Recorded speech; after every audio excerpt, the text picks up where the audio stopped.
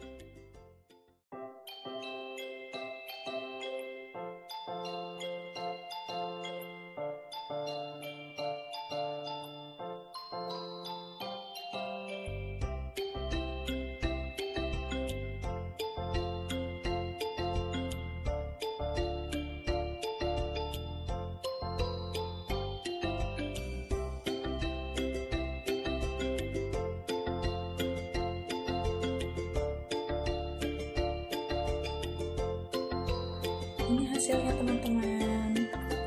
Nih. Ini tadi aku tambahin pin. Nanti teman-teman boleh nambahin pin. Ini dia.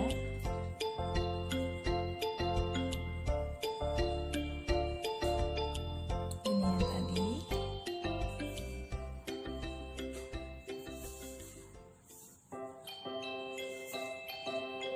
Jadi deh.